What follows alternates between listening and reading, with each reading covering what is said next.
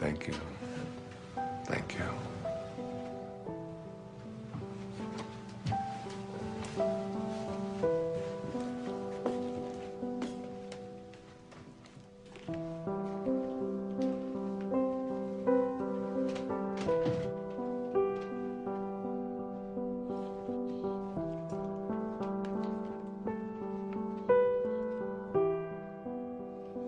Thoroughly unprepared, we take the step into the afternoon of life. Worse still, we take this step with the false presupposition that our truths and our ideals will serve us as hitherto. But we cannot live the afternoon of life according to the program of life's morning. For what was great in the morning will be little at evening. And what in the morning was true, at evening will have become a lie.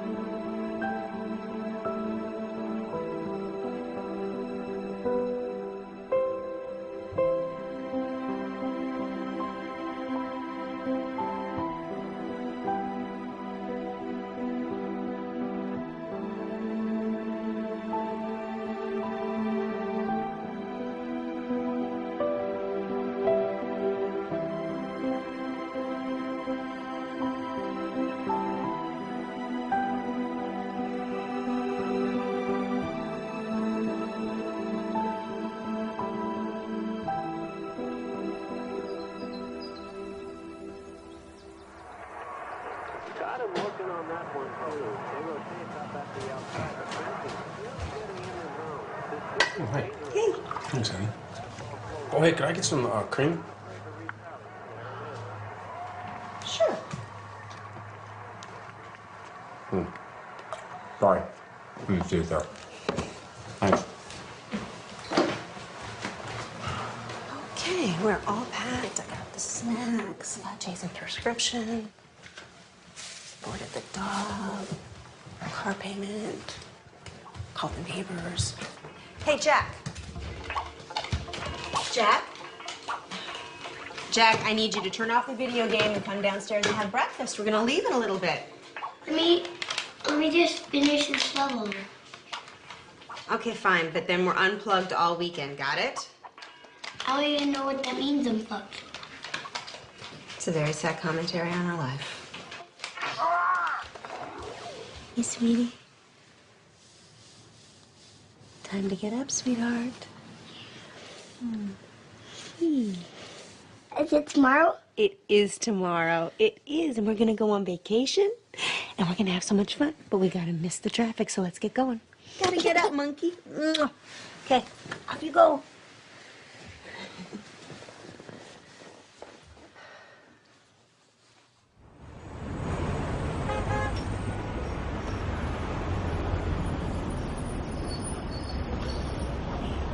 You're overreacting, Larry. I don't know what they can do. They can do a lot of damage to your image, Chad. Now listen, you have a brand to protect. More development can't afford lawsuits from environmental groups. This just isn't the right climate for that kind of stuff. What are you suggesting? I suggest you decide on some sort of compromise, or we'll be tied up in court, and you won't be able to start this project at all. You know, why didn't this come up when we did the impact report? I mean, for God's sake, we're talking about a tree. No, it's more than a tree. Chad, your pre-sales are already dropping, and now you're giving off the appearance of being insensitive. I am insensitive. It's tree. You're paying me a lot of money for advice You know what, that you're not Larry, listening we'll to. talk about this later. No, wait a minute, Chad. You're charging me Chad, by the please, minute. I'm hold on. hanging up now. Don't hang. What was that about? I'm 80% done with this subdivision. Why don't you just not build near the tree? Then I lose money and you don't get your bonus. I'm not reconfiguring an entire section of it because of a tree. Never mind then. Have you made a decision about the board meeting this weekend in Monterey? Wait, what is this about? The House of Hope and Promise. Next time someone asks me to be on one of these boards, shoot me. Hugh Johnson is on it, remember? I went to great lengths to get them to ask you to be on it. Yeah. If Hugh Johnson's on the board, I'd better be on the board. In case you've forgotten, the House of Hope rehabilitates homeless families. I have put all of the information in this file for you. You can catch up on their mission in the car on the way there. I know what their mission is. It's to give handouts to people who can't handle things themselves. You know what? I never got a handout, and I managed okay. I will call your publicist and get them to say something about your philanthropic work. Hey, actually, that's a good idea. That'll deflect from the whole tree issue. Always thinking.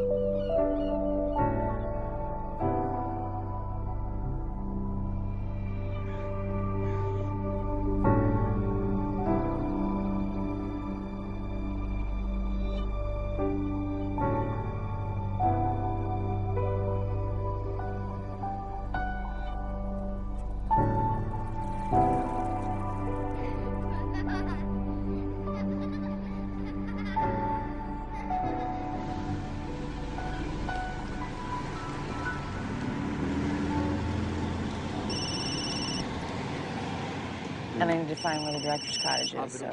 Hello? You gotta get a new van, but... Yeah, what happened? Is it? Well, it's kind of hard to hear you. The reception's shoddy up here. What do you mean they're reconsidering? You're kidding, right? Well, you're my agent. You're too violent? What does that even mean? I don't make slasher films. I make art. You got to convince them of that. Do they even know the talent we have on this? You got to find a way to get them. Look, he shook my hand. He looked me right in the eye, and he said, "This is a go project. I want to do your film." Yes, because if the money doesn't come through, I'll have to scramble to get another investor. I thought this was a sure thing. Excuse me, coming through. You want to make me happy? Get the money from my film. That would make me happy. I gotta go. I'm on the Wayne Dyer thing. Bye. Wow, damn. Is there anything we could do? You got about $5 million? If I did, would I be here? Then I don't think you can help me. Cheer up, David. It's a quick job. It's quick. It's quick and fun. It's 6:30 in the morning, Sarah. It's not gonna be fun. It's just a job. Nothing, Archie. We'll get them their footage, and then we're out of here. Wayne! Good morning, David. How are you? I'm great. I hope this isn't too early for you. Oh, no, I've been up for hours. Good, good. This is Rob, our cameraman. We're very lucky to have him. Nice to meet you. Ron does sound. Hey, Ron, nice to meet you, my And friend. this is Sarah, my production coordinator. Sarah. She's Pleasure. very resourceful. Great. If you need anything, just ask her. Got it. So if you're amenable, I thought we'd head down to the social hall area and then set up down there. Let's do it. I'm ready. I've been ready for hours. Yeah. Oh, let's do Grab it. your cape. Let's go. Super. After it. you, Doctor. All right. All right. How'd you sleep? I slept great. Oh, is there I'm anything? excited about this. Is there any expectation I should know about? I have no expectations. I'm totally in your hands. Whatever you want to do, I feel sorry Okay. for you, Dr. You're Dyer. sorry you said that. I'm just gonna blot you a little bit there. You got a little shine. Okay. You can't go wrong at this place. Isn't it beautiful? It is gorgeous here. I'm sort of allergic to nature myself. Oh, I just love it. I'm so thrilled to be here. He looks good. You want less trees, more trees? How's that looking? Sure, that's fine. You know anything about the history of this place? Have you looked into it? Not really. We just go where they send us, you know? The guy who runs this is a fascinating guy. He was telling me about the history of it. Now, I can't hear him. Really a magical place. It's it's. Can you say that again? I'm sorry. It's a magical place. I got him. Back in 1913, Julia Morgan, she was an architect, Oh, right. and she designed this entire place. They set it up as a conference center for the Western Division of the YWCA, and they would hold all of their meetings here. And the name of the place, it's called a Silomar. You know, who knows what a Silomar is? And I was asking him, he said, well, a silo or a silio means refuge, and mar means sea. If we're good, we can start. That's interesting. Hear that, David? I heard it, together. yeah. This is a refuge by the sea, and it's just stunning. It's just so beautiful. I'm so That's excited great. to be here. Wayne, just so you know, tomorrow and the next day, we'll just ask you questions, and you go ahead and answer, and then we'll move locations and do more of the same. And I'll also be shooting some B-roll over the next couple of days. What to get? B-roll? B-roll, like walk and talks You're and shooting the exercise. bees that are here. Yeah. Listen, it's your vision. I'm open to anything. Whatever you see, I'm happy to go along with it. Well, I'm more of a technician on this one. Really? Well, you know what? You might find yourself learning something. Maybe. Well, I'm open to it. Great. Let's go ahead and roll camera. We're speeding. Sounds good. All right, Sarah, would you be kind enough to slate it? I would love to. You're gonna slate me? I'm gonna slate you. All right. Dr. Dyer, interview 1. Okay, Wayne, you came up here to write your latest book. Can you tell us a little bit about what you came up to write about? Yeah, I'd be happy to.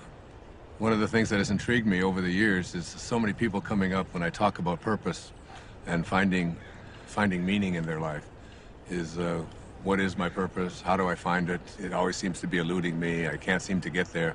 I've always felt that the real purpose of life is just to be happy, to enjoy your life, to get to a place where you're not always trying to get someplace else. So many people spend their lives striving, trying to be someplace that they're not. They never get to arrive. One of the ways to understand about how to find your purpose in your life is to return to nature, to find your own nature. I wrote a book a few years back called Change Your Thoughts, Change Your Life, which was based upon the ancient teachings of Lao Tzu in a book called the Tao Te Ching. Lao Tzu reminds us that all being originates in non-being. Jesus put it this way in the New Testament, it's the spirit that gives life. That you didn't really come from your parents. You really, all of us came from this place called spirit. And when you showed up here in this world, you showed up here from a tiny little drop of human protoplasm, a speck, if you will, and everything that was in that little speck that became you, everything that you needed was in that tiny little speck. One of the most important metaphors that I ever use is that the first 9 months of your life, from the moment of your conception until the moment of your birth, everything was being handled for you. There was nothing for you to do. You don't get consumed with the color your eyes are going to be or what your body is going to look like. It's all taken care of for you. You just surrender. I call it a future pull. And it's pulling you in the direction of whatever it is that you were supposed to be. And to me, it's not too great a stretch to say if everything you needed for the physical journey was already handled in there, then why not everything for the rest of the journey as well? All of your purpose, it's in there. All of what your personality, it's in there. Everything that you were to be, not just the physical you, but everything, if you just let go and allow. And so we're born. And we look at this beautiful little creature. As parents, I have 8 children. I've seen it happen many times. And you look at this beautiful little child and you look at it and you say, great work, God. Great work. Couldn't be any better. We'll take over from here. And then we're surrounded by all these people, our family, our culture, wherever we go. And we begin to be told that we can't really trust in who we are. Stop it, no, give that to me. We have to trust in something outside of ourselves. So we're on a journey towards ambition. Once you begin to say, we'll take over from here, you introduce something, you just take this perfection and you just edge out the Creator. You edge God out. E-G-O. Ego. This ego is the part of us that starts to tell us who you are is not this perfect divine creation, this piece of God that you came from. It doesn't say that. It says who you are is what you have. It begins with things like our toys, and then our bank accounts, and then the possessions that we have. Before you know it, we begin to identify ourselves on the basis of our possessions.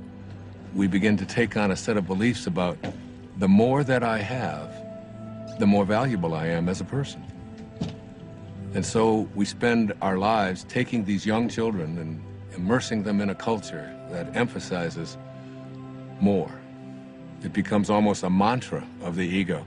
You have to have more. And the more you have, the more you are aware of how much other people are trying to take it away from you.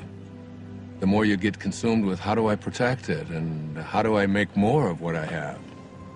The dilemma here is that if you are what you have and things go away, then who you are also goes away in the process.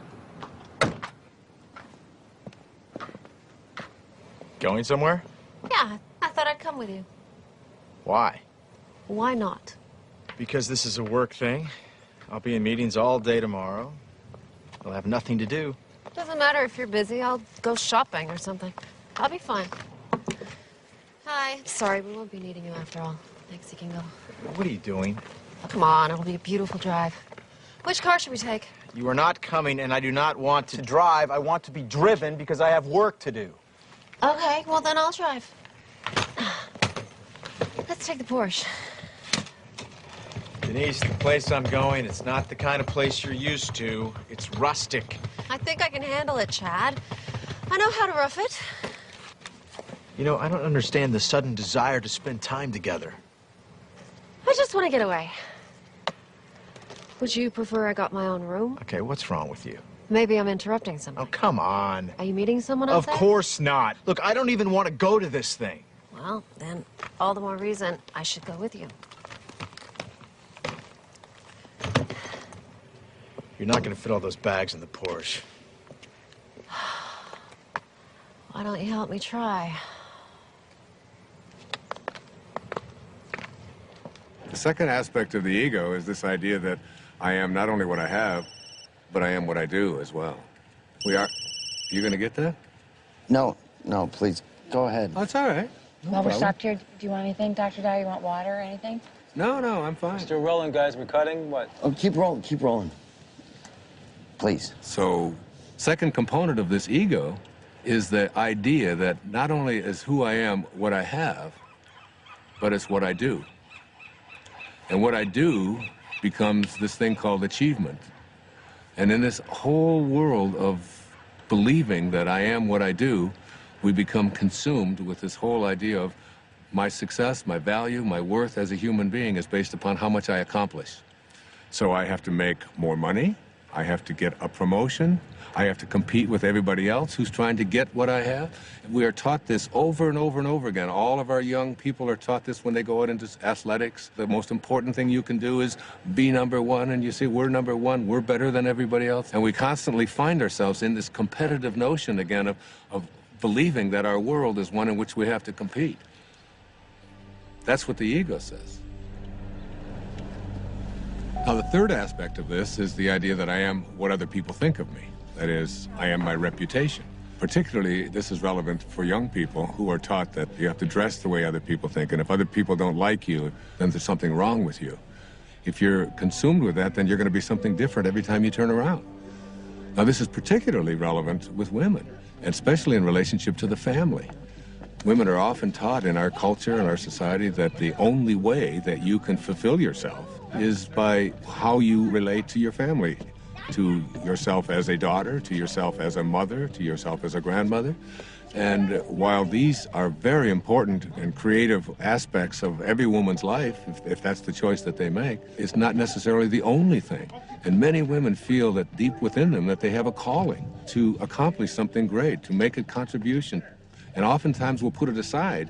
So what I encourage women to think is, don't ignore that calling inside of you. Don't ignore the part of you that says you came here to create something powerful, and you have just as much of an influence in doing that, just as much of a right to do that as anyone else does.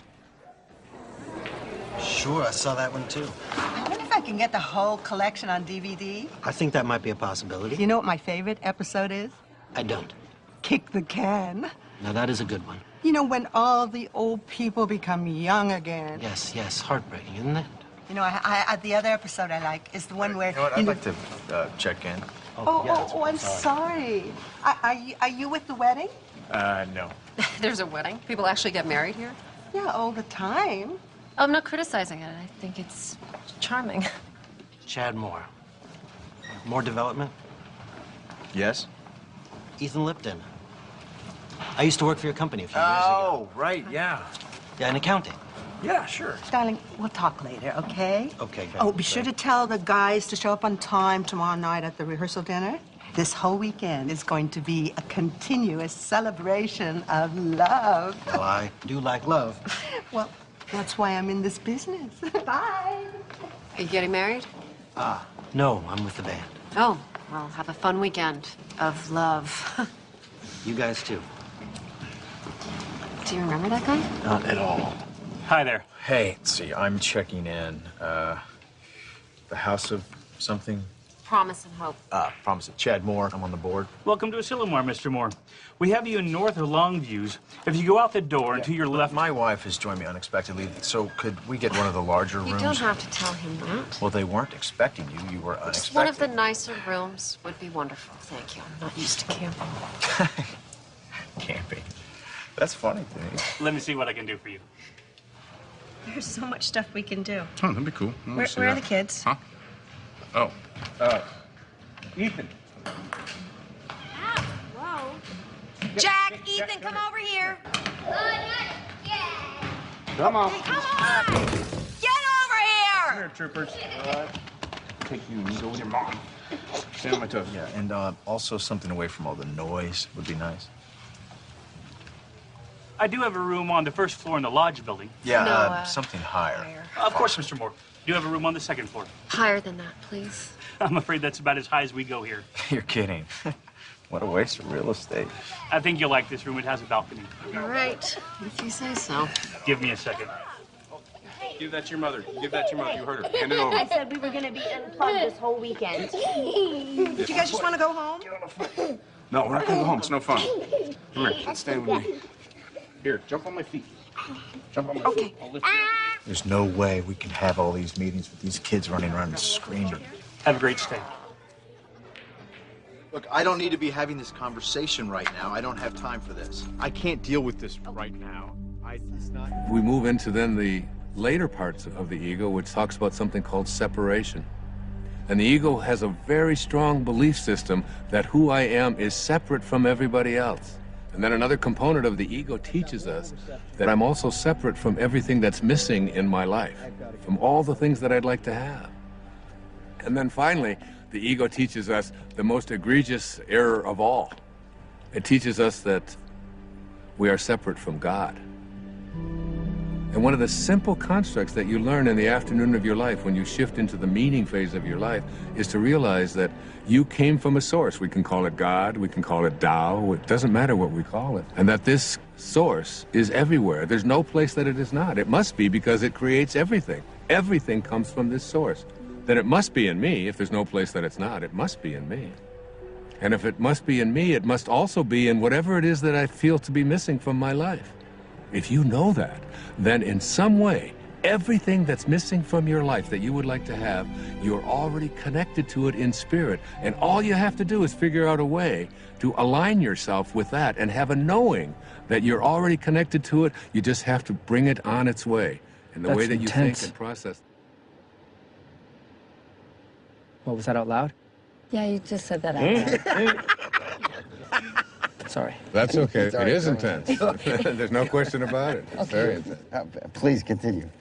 Okay. I was saying that as we move into the afternoon of our life, we take the same ego constructs that we learned in the morning of our life, which is all about competition, winning, being better than everybody else, and we try to apply these same constructs to the afternoon of our life. And what happens is we end up living a lie. For what was true in the morning, in the evening, has become a lie. The problem is we don't really know how to move into the meaning phase of our life. This is when we have to learn to go back to those first 9 months, from the moment of our conception until the moment of our birth. Lao Tzu speaks about this in the Tao Te Ching. Let yourself be lived by it. He says that the Tao does nothing. It's leaving nothing undone. This is where we have to get to a place where we can surrender and have a knowing that we're not alone, and that we're going to be guided, and that we have a nature, and that we can trust in this nature. It's not something that we have to always be struggling with. It's not something we have to be in charge of. Literally, think about it. Let yourself be lived by it rather than you taking over. But as we move into the meaning phase of our life, what's happening is we begin to think about fulfilling a dharma, fulfilling a destiny, fulfilling something inside of us, a calling that only we can feel inside of us. No one else can tell you what that is. But if you feel it and you know it, winning and being ahead of other people takes a back seat to feeling fulfilled and living your life on purpose.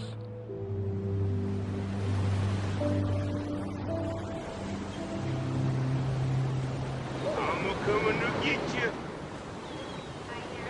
No! Ethan! Don't throw sand!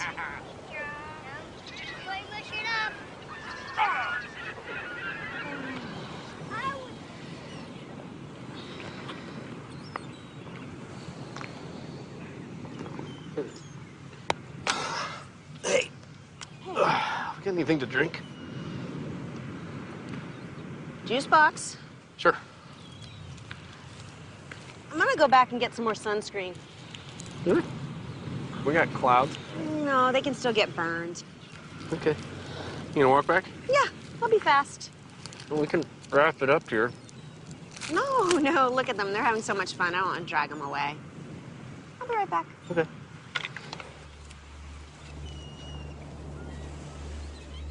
You got some great stuff. Well, I think it was a good start. I think it really was. I think you're going to see this thing come together in some unexpected ways. You're going to be surprised. You really are. Directors don't like surprises. Well, you're in for some. Great. I'll see you in the morning. I look forward to it. Thanks for everything. It was great. Thank you. Thank you, guys. Thanks for everything. Yeah. Thank you. You're welcome. You See you later. guys? Yep. Okay. See you tomorrow. Thank you.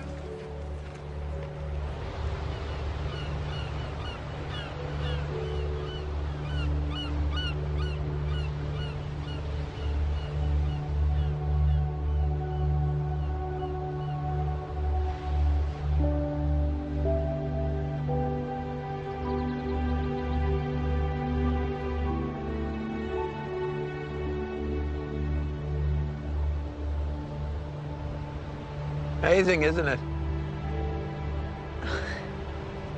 Yes, it is. Looks like they're reaching for each other. Sorry? Well, the trees, it looks just like they're reaching for each other.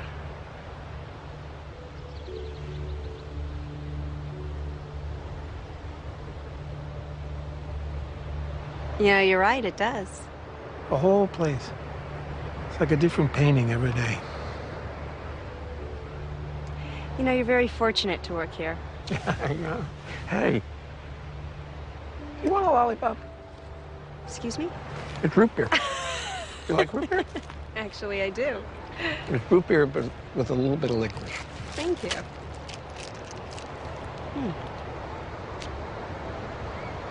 I like it. I like everything about this place. Like what? What do you like about it? I don't know, it's just, it's so beautiful. I can't describe it. In words, yeah.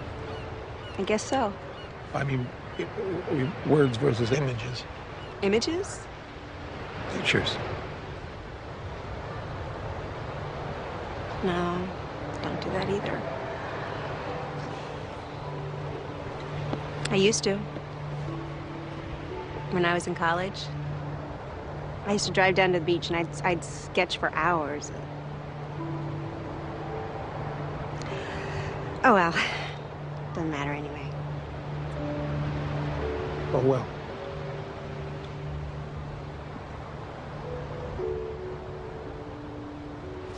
Hey, Mom, where you been? What? We got cold. You eating a lollipop? I am. Bring any candy for the kids? No, I'm sorry. Oh. That's all right. Let's go back. Come on, buddy. Let's go. Yeah. All right. It's okay.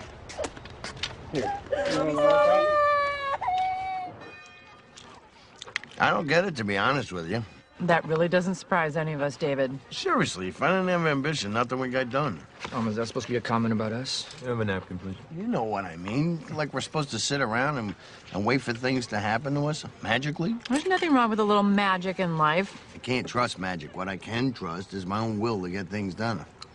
That's my main problem with what Dr. Dyer's saying. Okay, it's right there. You want to keep it down? He didn't hear me. Dr. Dyer, you want to come hi. join us? Sure, I'd love to. How you guys doing? Great. Good. This chicken's great.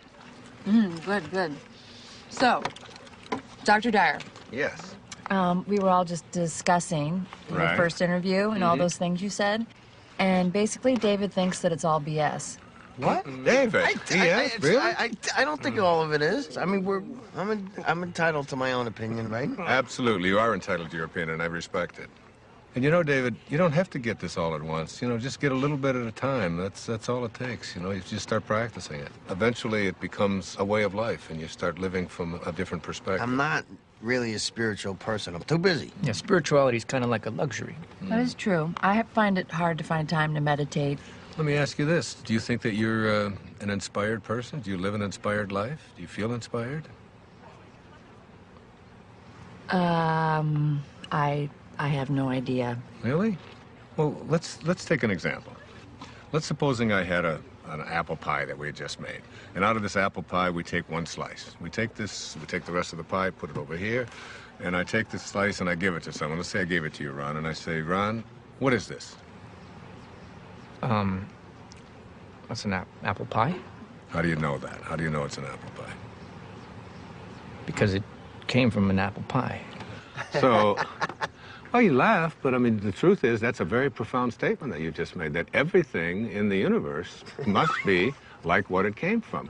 You take an acorn and you'll never get a rose bush out of it. You look at yourself and you ask yourself the question, where did I come from? Who am I and what am I like? You know, instead of making our choices out of the place that we really are, our authentic self, we're making them out of the ego. And every time we make choices out of the ego, all kinds of things begin to happen to us that take us away from finding meaning in our lives. How do you know if you're making a choice from your higher self? You gauge everything on the basis of how you feel. Are you stressed out? Are you anxious? Are you fearful? Are you angry? Do you feel good about yourself? Do you feel like you're on purpose? Do you feel like your life has any meaning?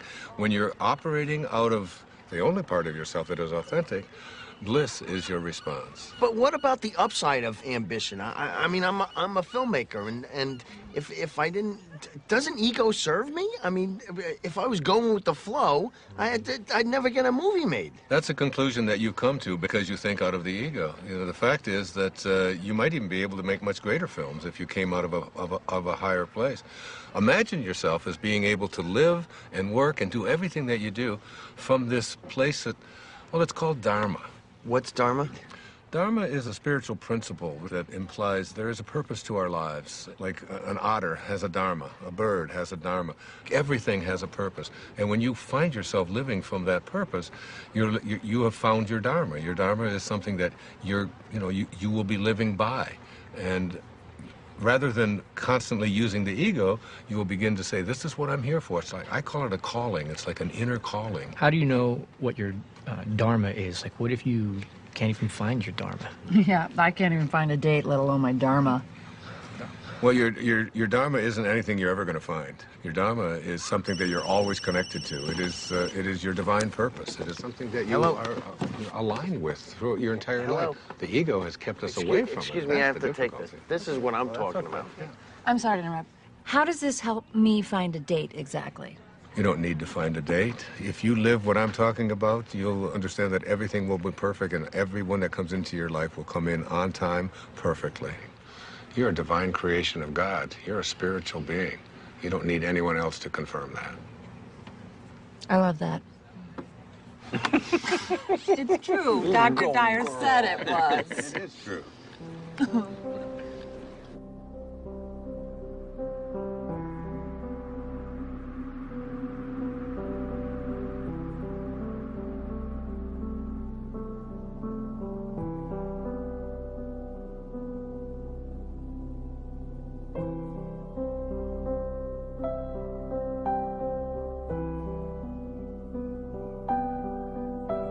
You know, I don't want you to think that I don't appreciate what you're saying. I do.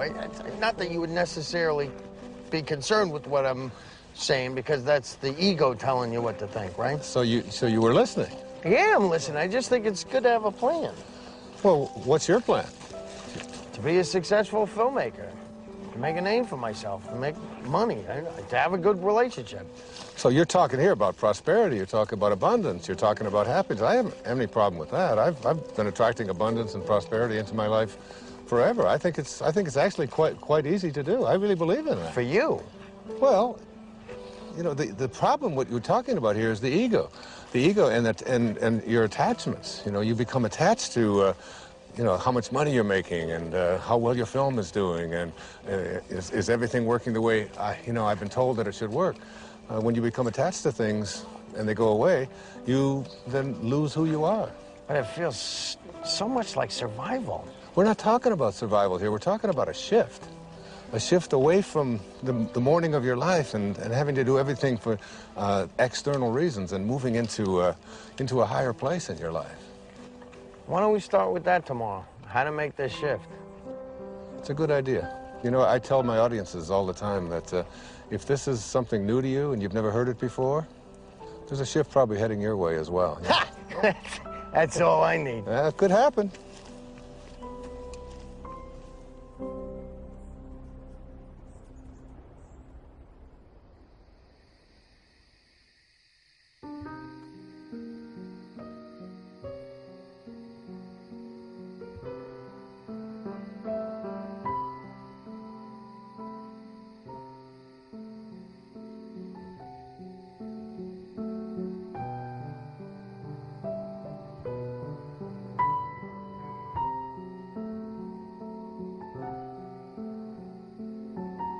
When great thinkers talk about union with God, there's this theme that comes through. It's about being in silence. When everyone else is asleep and there are no distractions, when you feel yourself alone with Source, this is the time when you are closest to Source. Being alone with Source is not just about feeling good, it's about a new awareness of my own divinity and what it's capable of achieving. It's all about returning back to the place that you came from. T.S. Eliot has a great quote, "We shall not cease from exploration, and the end of all our exploring will be to arrive where we started and know the place for the first time." I got a cut. Wayne, hold there for a minute. Hold there, Wayne, for a second. What is it? It's a bad angle. I gotta be lower. How long? 5 minutes. Wayne, take 5. Just hang there. We're readjusting the shot. Absolutely, no problem. You want some water, Dr. Dyer? No, thanks. I have an ocean here. Finish that test real quick. Hi, you've reached the office of Alex Chase at ICM. Please leave a message for Alex or Jason at the tone. Thanks. Alex, it's David. Call me back when you get this. I'm getting a little antsy. I think we should have heard by now. What did the executive say? Do you know anything?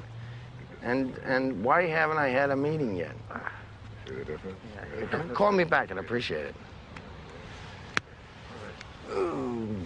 Wayne Dyer interviews day 2. Rolling. Okay, we'll start with the transition from ambition to meaning. Great, it's a good idea. I can give you an example from my own life. It might be helpful. When I first started writing, I was very blessed to be considered, quote, successful. My motivation very often became how much money was I going to make on this book? What was my next contract going to look like? How many weeks did it appear on the New York Times bestseller list? What position was it? Did you get on the Tonight Show? Did you get on the Donahue Show? Hold on, I'm confused. Yeah? Yeah, if you were a success, who cares what was motivating you? Well, I guess you begin to change your definition of what it is that constitutes success. I mean, success can be identified in those terms, and there are other ways to look at it as well. But there's people listening to you. I mean, where would you be if you didn't initiate it? I mean, it got you started, right? I'm sorry to interrupt. Are we switching to a Q&A format? I'm just curious. Sorry. No, that's okay. It's a very normal question. It's a very common concern that people have. For myself, we talked about my writing, David, and yes, by all means it was successful, but there was a part of me, inside of me, that said, there's something more for me. I was writing books about psychology, your erroneous zones, pulling your own strings, the sky's the limit. All of them were doing well. All of them were bestsellers. It was all, but inside of me, I was shifting. There was a calling to something else, and I could see the shift taking place in my life. And the shift was, it was more in the direction of spirituality. It was more in the direction of higher consciousness. I began to become excited and thrilled by reading people like Krishnamurti, by reading people like Muktananda. And I remember going to my agent and I said, I want to write a book about how to take some of these great spiritual ideas. He said, no. You're going to write a book about sex. He said, this is going to sell. This is like Dr. Ruth has got one, but you're way better than Dr. Ruth, you know, and he's going on and on. And he said, and then I've got a second book for you, and we're going to do a 2-book deal, and you're going to write a book about how to make money. You know, Wayne Dyer's approach to making money. And I'd say, Artie, I said, I can't do that. I said, I have to write about it. He said, no, nobody's going to buy this stuff. He said, that's the airy-fairy stuff. That's out there. That's all that new agey stuff. He said, you don't want to. I said, but I have to write that. That's what I'm living. That's what I'm feeling. It's so exciting. And I remember submitting the proposal to him, and he said, all right, I'll send it in. And they reluctantly, they didn't give me much of an advance at all because they didn't even believe in it. But off I went. There was a strong inner kind of feeling that I had something greater to give. I had something that I had to do that was beyond just going through the motions, just doing what I had already mastered, what I knew how to do. I remember when I made the shift, even though there was a little bit of fear, I remember feeling probably the freest that I'd felt ever in my life. I wasn't motivated by whether people are going to buy it, how much money I'm going to make, whether people are going to put me on a bestseller list. Those became external kind of factors. Those became things that started to chase me rather than me chasing it. Basically, I think, David, what I'm trying to say to you is that you get to a place in your life where you start to be guided by something that's larger than yourself. Just stay aligned with what you're here for and stay in harmony with Spirit, with God, with Source. Stay there. And as you stay there, the meaning phase of your life begins to take over. And once you cross over into the afternoon of your life, it's impossible to go back. Wait. Monday? You can't keep telling me Monday. If it was coming through, it would come through like 5 Mondays ago. Well, we can take a pause here for a second. You are not telling me this right now. What do you mean? They're replacing me? You don't know what to tell me? This movie meant everything to me. I bought them this movie! It's my movie! This movie meant everything to me! Damn it! Okay, this would be a great place to break. Is he okay, you think? I think he's gonna be fine. Let's just call it lunch. Everybody get something to eat, okay? And then, as soon as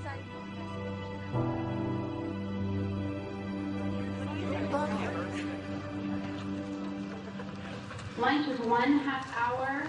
If anybody is interested in the Marin County project, Hey, you up for a late game of golf? Oh, absolutely. Okay, I'll reserve it. Thanks. You know how long this meeting's gonna last after lunch? I don't really know. I think they're saving some of the big items until the end. Like what? Well, they're $1 million down in the San Francisco project. The contractor underbid, now they're over budget. You know what? Listen, you can catch me up on all that stuff this afternoon when we play golf. You're not coming back? Oh, no, I am. I'm gonna try. I just, got a lot of work to do. See you later. Okay.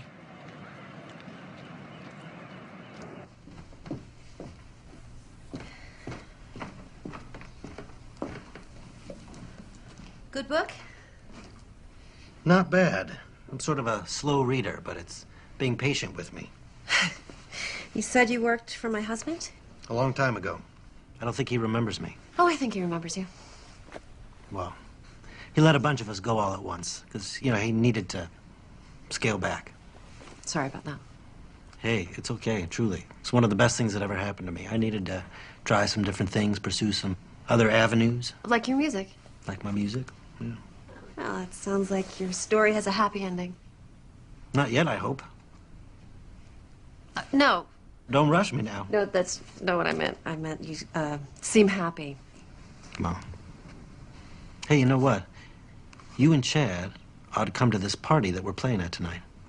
Oh, thanks anyway. Yeah, come on. It's supposed to be a continuous celebration of love. Isn't that what she called it? Oh, yes, I think she did. Okay, so you guys have to be there to help us continuously celebrate. I can't crash a party. I just invited you. You can't invite us. Too late. Sorry. Happened. No. Thanks, though. I'll see you around. Okay. Wear something comfortable.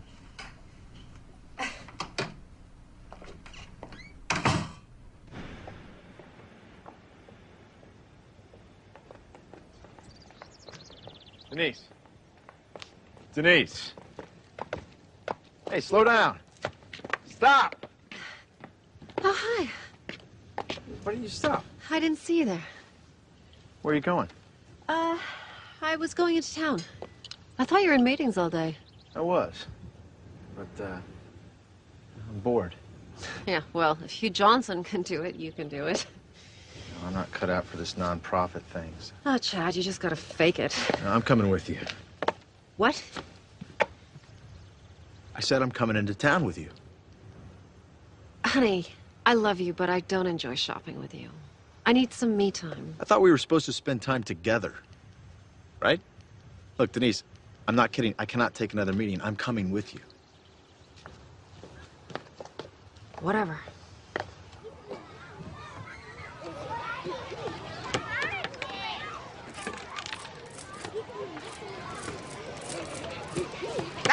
Hey! Guys! Stop it! Take it over there or you're gonna lose the water guns. Oh, they got you all wet. Oh, it's no big deal. It's just water. Water is soft. Don't give it another thought. It's great. I am so sorry. Don't be sorry. I got 8 kids of my own. I've got grandchildren. You know, these things happen. Things get messy once in a while. It's fun. Well, thank you. That makes me feel a little bit better. I always see it as an opportunity to sort of practice what I call non-interference. Oh, I wish I could do that. Oh, you can. Of course you can. Really? I mean, I'm their mother. Isn't that a little irresponsible? I don't see it as irresponsible at all. I think parenting is not about having children lean on you. It's about making leaning unnecessary. Yeah, they've got a compass. Let them follow their own compass. What would I do with myself if I wasn't interfering? Oh, I don't know. Do you ever think about music or art or something like that? How'd you know? Know what? Nothing. Thank you. It was really, really nice talking to you. Well, you too. God bless you. Namaste. Namaste. All right, guys, come on. Time for lunch.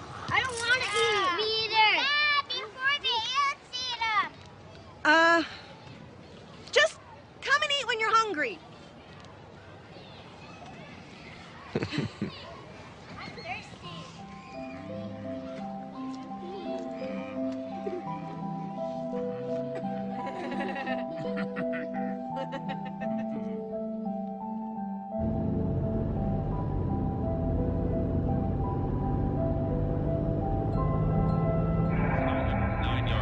Touchdowns and only 5 interceptions. Now listen, Bob, the next Peyton Manning, you want to put 10 bucks on. And definitely he had that signature moment during the game against the Bears. Yeah, but you know, he could have cracked many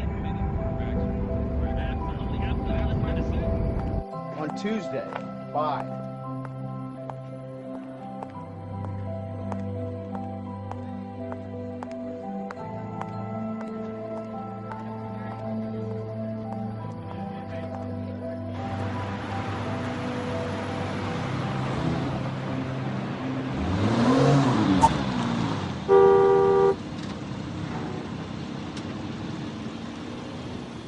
I think I'll return that dress.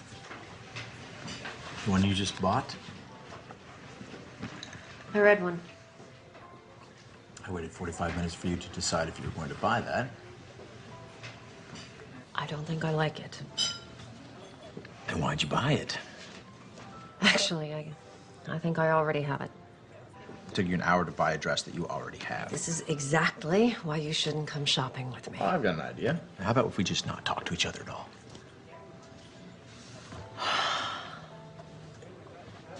Jesus, Chad. I really should have come alone. I've got a lot on my mind. You've got a lot on your mind.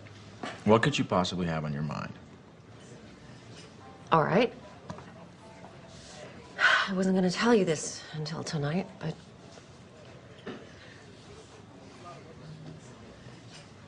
What? This weekend is a write-off for you, right? Because you're on the board of that charity. Right. You're about to have another write-off. What's that supposed to mean? Ugh, God, I'm trying to put this in a way you can relate to. Yeah, well, I'm not relating. I'm pregnant. What? You're joking. No, I'm not joking. I don't want kids. I know. I didn't either. But this just happened, and I thought, I don't know, maybe it's time for change. You know, that we should experience this thing that everyone says is so wonderful. You know, maybe it's time to stop being so selfish and start thinking about something other than... I want to be selfish. I like being selfish. I like our lives. We come and go when we want. We're happy. Oh, you think we're happy, Chad?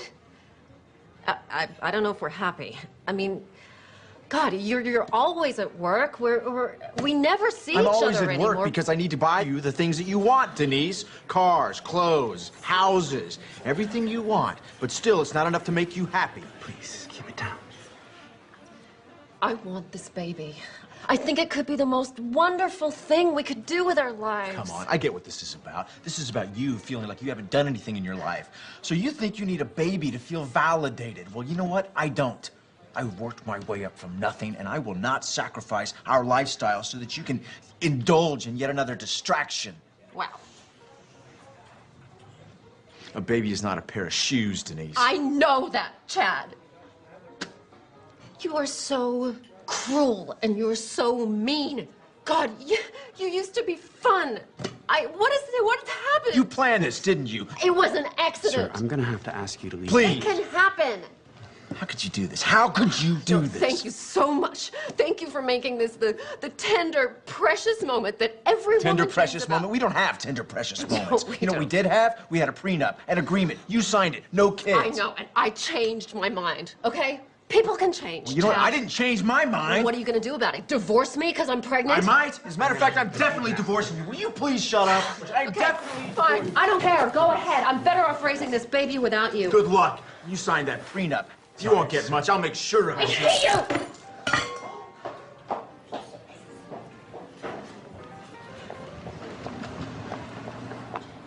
you! Sir. I'm fine. I still need I'm you. fine. Sir, I am still gonna have to ask you to leave. Oh, I'm leaving. Don't worry about paying. No, I am definitely paying for this meal. Please, sir, it's not necessary. Oh, she's got my wallet. Hey! You took my wallet, you kleptomaniac! You left it in the room, you moron! I'm calling my lawyer. I'm calling my lawyer right Oh, now. really? How are you gonna do that without your precious phone? Hey, come back here! Come back!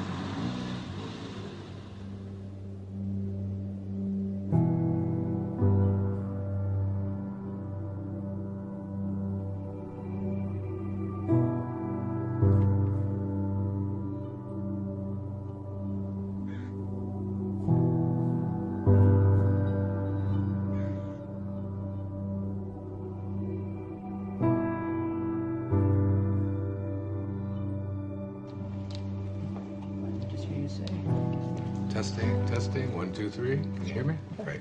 Okay. Dave. You guys have been being in the cold, Dave. huh? It is. You want to stay with the same frame size, right? Yeah, sure. Okay, guys. Ready. Okay. Crossing. Okay, Wayne, can you just shift your chair just a tiny... Sure. Thank you. Oh, perfect. Okay. Perfect. Okay, so we good? We are good. All right. David. We're rolling. David? David, why don't we take it from where Wayne was talking about the shift? We can just continue from there. Sounds good to me. Okay, this shift, this movement from ambition to meaning, from the morning to the afternoon of your life, generally it's preceded by what we call a quantum moment. Sounds strange, perhaps, to use a term like that, but quantum moment really refers to the characteristics of what it is like when you have what Maslow called a peak experience. The first of these qualities, there's 4 of them. The first of them is that it's very vivid. The second quality or characteristic of these quantum moments is that it's a surprise. And the third characteristic of these quantum moments is that they are benevolent. They always feel good. The fourth and final quality is that it's enduring. That is, it isn't just something that comes and then goes and it's out the window. It lasts with you forever. For example, I left drinking behind in my life 21 years ago. And I couldn't even imagine that I could have given it up because I'd always had 2 or 3 beers every single day for the previous 10, 15, 20 years. I couldn't even remember a day when I hadn't. And I knew that I had to make that change. And it was 4:05 a.m. in the morning. I could remember the clock when it turned. I woke up, and there was like a breeze in the room, something that I've never experienced before.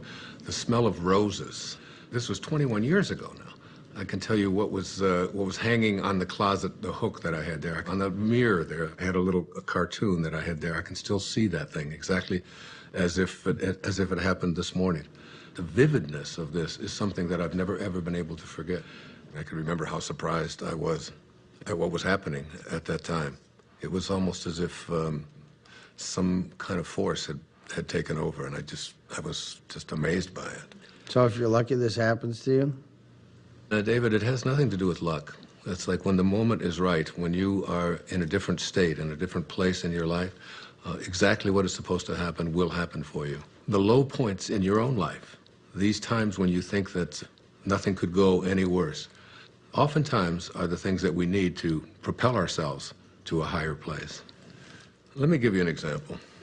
The night before that moment that I just described to you, I had taken my entire family, 5 children, and my wife, and we had all gone to this restaurant. And like I always did, every single time I went to a restaurant, I ordered not just 1 beer, but 2.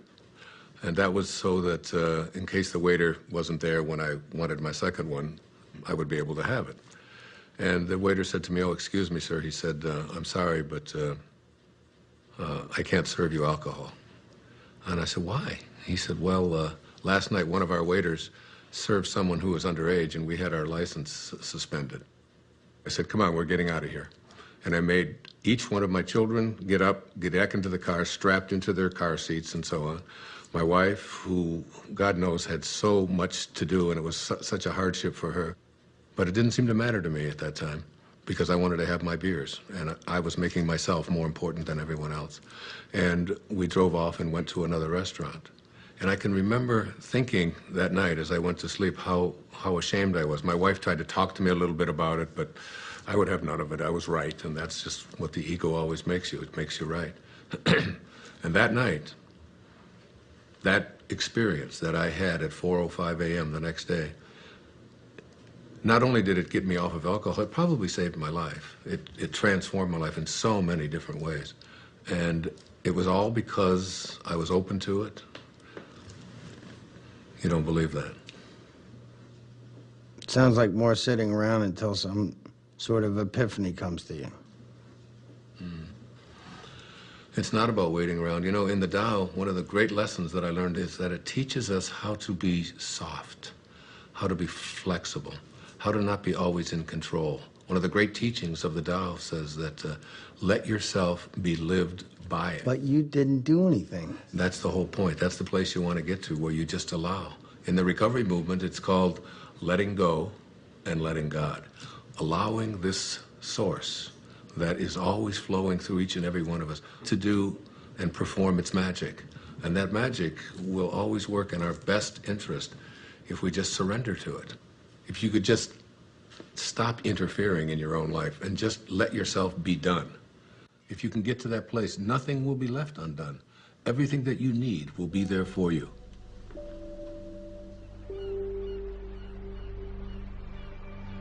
It's mysterious for most of us because we believe that we're the ones who have to do everything.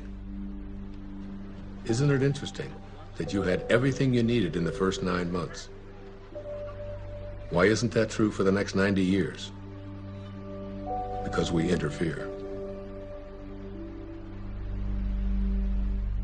When I was 19 years old, I was in the United States Navy and as an enlisted man. And I was given my assignment to join the aircraft carrier, the USS Ranger. And it was on deployment in Yokosuka, Japan. So I boarded a refrigerator ship, the USS Vega, in Alameda, California. And just as I was getting on that ship to take my 29-day voyage across the Pacific Ocean, my Uncle Bill Volek, who was a school teacher in Hayward, California, handed me a copy of a book. And the book was a collection of short stories written by Leo Tolstoy. He wrote not just great novels and great stories, but great spiritual literature as well. He was considered to be the soul of Russia. And the first story in this collection was called The Death of Ivan Ilyich. Now, Ivan Ilyich was a judge who lived in Moscow. One of the more important features of this story is his relationship to his wife, who he basically hated because he despised his work. And he felt that she had pressured him and pushed him into doing this, that it was a prestigious thing to do. And he was filled with internal rage and anger at what he had done. The title of the story kind of gives it away, The Death of Ivan Ilyich. You know he's going to die. Now, Ivan Ilyich was lying on his deathbed, and his wife is holding his hand, this woman that basically he despised for all of his life. And he looks up into her eyes, and his last words are, "What if my whole life has been wrong? and he died. I was very shaken, very moved by that. And I took out a pad of paper and I wrote a note to myself. And I said, "Dear Wayne, don't die with your music still in you."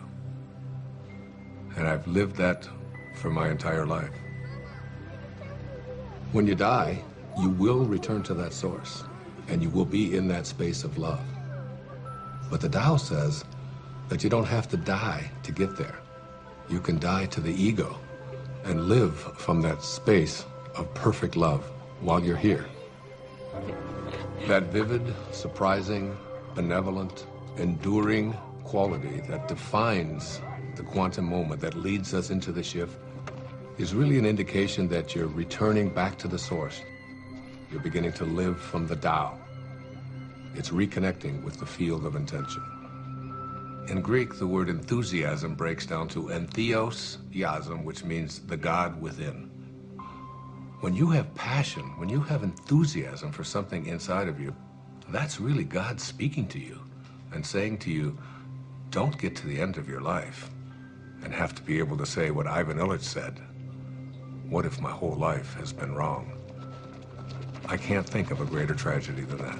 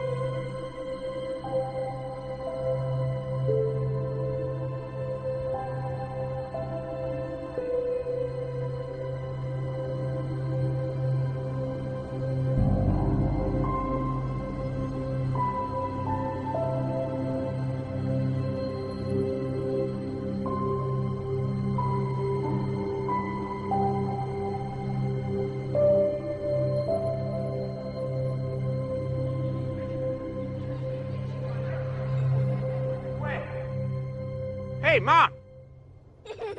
What is it? Eartha, Mom, where'd you go? I'm sorry, it's just... It's so beautiful. I was imagining how I'd paint these trees. You don't put paint on trees. Oh, no, honey, it's, like make a painting of it. You know, like you make a picture in school? Mom, you're not a painter. I haven't seen you paint anything. All right. Next one to that rock up there. Wiz, go! Go! Let's go get him. Let's go get him. Go, man, come on! What are you doing? I'm losing.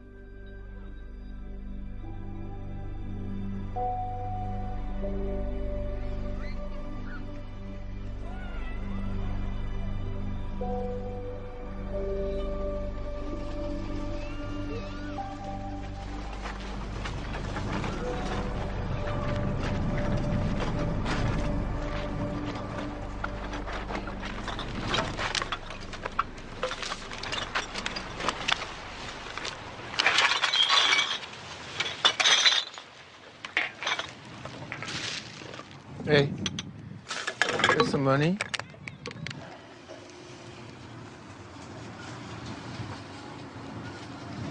God bless you. What? I said, God bless you. Why would you say that? I didn't even give you any money. You got any money? Not at the moment. But you? Need to call a cab. Hey, here you go. It should help you. Thanks. Wouldn't happen to have a cell phone in there, would you? I don't need one.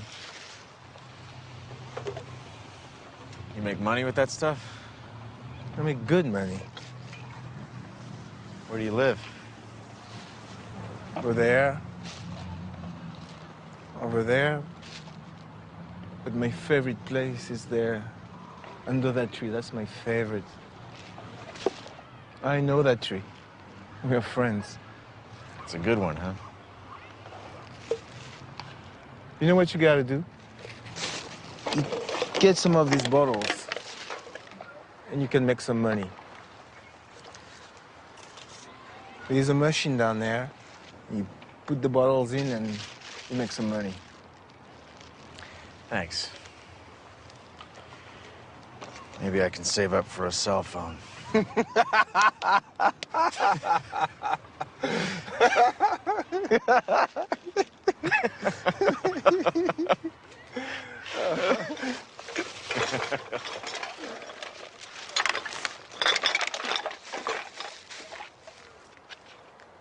Hey. Do you have some money?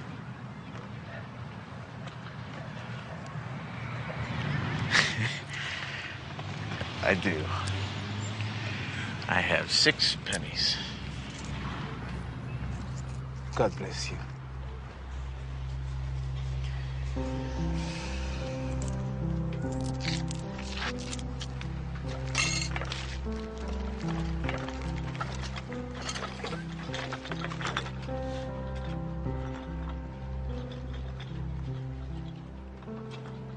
Synchronicities.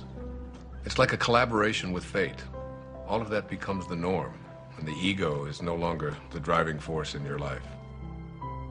You begin to recognize that there's a powerful organizing intelligence that's in all things, and it's working with you and for you, almost as if you're making it happen by just being connected to your source. The destiny that appeared to be imposed upon you by something outside of yourself is no longer the relevant driving force in your life. You're connected to the source, and it's almost as if this divine organizing intelligence, God, the Tao, whatever you want to call it, it's almost as if it's saying to you, you play the music that you came here to play, and I'll be there to help you overcome any struggle or any obstacle that comes along. And it's not going to be a struggle because Source is supporting you. Yes, hi. Could I get a cab, please, to Monterey Motors? Yes. Thank you. Thank you very much. Bye.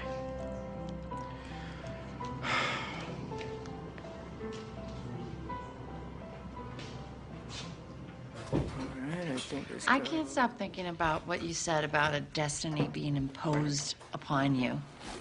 Well, you know, I think all of us, each and every one of us, have a knowing within us. You know, it's been said that when you trust in yourself, you're trusting in the very wisdom that created you. It's there to tell us who we are and what we're meant to be. I know, but so much of society is putting stuff You wanna get a on drink? people. It seems like all the time. Good. Dr. Doc, can I ask you a question? Sure. Are men and women different when it comes to this? Do they shift differently? It's very different, as a matter of fact. There's some recent studies that have just been published on that. I'd be happy to share them with you if you like. That would be great. Okay, super. All right, I'm taking off. Okay, man, I'll catch up with you. So there was this incredible study done. It's, I've got it right here. It's called The Moment That Turns Your Values Upside Down. And there's 4 components to it. There's men and women before and after. Now, before one of these quantum moments, they were asked just to list the most important priorities of their life, from the most important to the least important. Now, for men, the very first and most important value that they had learned was wealth, the accumulation of money. It's not really that big a surprise, because we are taught as men when we're growing up that your job is to support your family, your job is to get ahead. And the second most important value for all of these men was a sense of adventure, to go out there and, you know, conquer the world. Be the guy. Yeah, absolutely, be the macho guy. The third was achievement. You know, as men, we're raised to believe that you are what you do, what you accomplish, what you're able to create. The fourth is the idea of pleasure. You know, going out with the guys, getting as many dates as you can, having as much fun as you possibly can. The fifth of these is to be respected, all right? And we all know as men what that means, you know? You're not giving men any respect, man. And then you get out there, and when you're growing up and you're a kid, and if you don't get respect, you're having fights. Here are the top priorities of our lives, you know, be able to make money, to have a sense of adventure, to have, you know, to achieve, to feel pleasure, to be respected. That's basically the morning of our life. This sounds like my list. What are you talking about? When was the last time you had fun? Oh, do not even listen to her. I know how to have fun. Do you mind? I'm trying to hear Wayne. Go on. Thank you. I appreciate that. All right. So the second part of this study, which is the after. A quantum shift has taken place. Same questions, only it's many years later, and they followed this over a lifetime. And the number one value is spirituality. Spirituality. The number one thing. It has gone from making money to spirituality, which wasn't even on the list before. You can't even find it. I've got the top 15 of them listed right here. It's not even on there. The second one is personal peace, less anxiety, less stress, if you will. The third one is family. Now, family was on the other list, but it was way down before. Now, what happens after one of these moments, you begin to look around and say, what is it that's important to me in my life? And then the next is God's will. This is the one that says, I have a sense of purpose. And then honesty is the fifth quality. Not just honest that I don't steal, but how honest am I as a man, you know, with my feelings, with yeah, that's exactly right, you know. Those are the top qualities for men. So there's the before and there's the after. You can see what a significant change this is, what a shift has taken place here. Hey, everybody. Hello.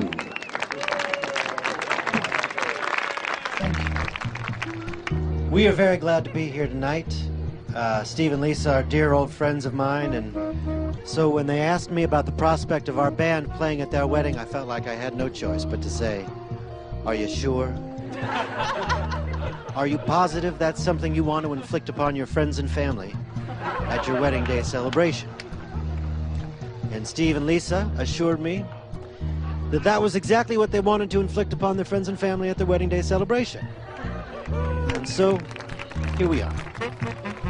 You need a bossy man to love you, a bossy man to hold you close, a bossy man to dress and care for you, a bossy man to take control. You need a man with all the answers, a bossy man to run the show, a bossy man, he pays for everything, he never says I do not know.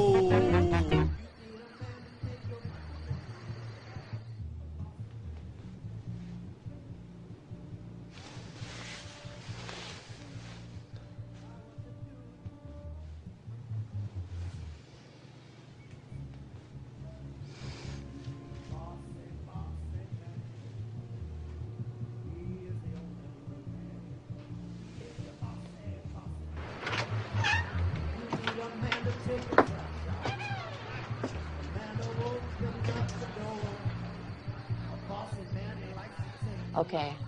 I know what you're going to ask. I can already tell. Yeah. What's the deal with the women? Bring it on. For women, it's even more astonishing. Before one of these quantum moments, the number one value is family. And it's not surprising because women are kind of raised in our society, in our culture, to be a good mother, to be a good daughter, to support your family, to take care of your children, and so on. The second one, which may surprise you, was a sense of independence, of feeling as if I would like to feel independent. Women are very conflicted. Yeah, makes sense. The third was career. Now, very often, women never even felt that they had a right to go for a career because they were obligated to be taking care of their family. And this is not a put-down of that at all. What we're saying here is that there's something more. The fourth quality for women was fitting in, having to be like everybody else and so on. Yeah. And then finally, attractiveness. And this became not just like it's nice to look nice, but my whole values are, and how do I look, and where do we get this? You know what? That is so scary when you break it down like that, because where is it that we learn as women we're supposed to be pleasing everybody else all the time? Well, go on the newsstand. You know, all you see are magazines with pictures of girls with waists this big and, you know, with implants. Lots of emphasis on makeup, having the right labels, carrying the right bags, and so on. So these became the top qualities or characteristics or values for women before one of these shifts. Well, I hope the after list is better. Their values shift dramatically. The number one value for women after having this experience, it's right here, is my own personal growth. Now remember, before it was like taking care of everybody else, doing the right thing, fitting in, and now it's all of a sudden, how am I growing as a human being? How do I feel about myself? The second is a sense of self-esteem. Am I worth anything? How do I feel about myself? Am I a valuable human being? The third one is spirituality. My sense of my connectedness to something bigger and greater than myself. And then happiness. Again, this wasn't even on the list. It was almost at the bottom of the list before. How often have women been raised to believe that their happiness isn't an important thing, that doing what they are supposed to do rather than feeling, you know, a sense of, I'm entitled to be happy. And then a very interesting one, it's called forgiveness. This became very important in their lives. Forgiveness. That's good, because then you can forgive all those people that gave you bad information about what you're supposed to be doing. Yeah, there's a whole lot of resentment that begins to take place in people. It's what so many people just go along with. Oh, right. Joe. This is great. Hey, you're the best. Thank you so much. Yeah, this is great. We should be filming this. Thank you very much. Good night, guys. You guys did so well in the hike today. Good night. Can I have a glass of water? Of course you can.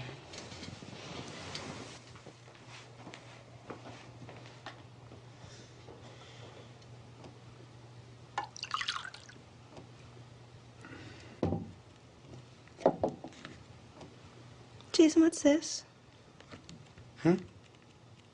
This paper and pencil wasn't here before. I don't know. No idea.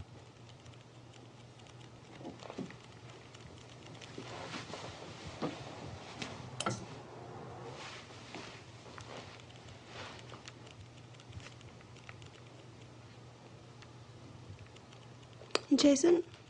I think I'm gonna take a shower. Okay.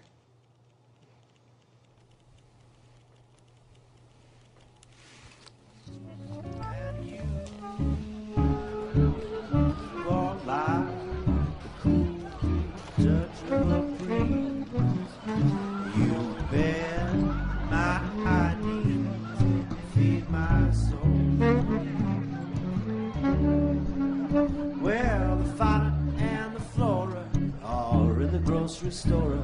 Someone's getting rascally and spry. Father says to Flora, I really do adore ya. Flora says, I know, tell me why. You walk like one hot spot in the sun after a long winter storm.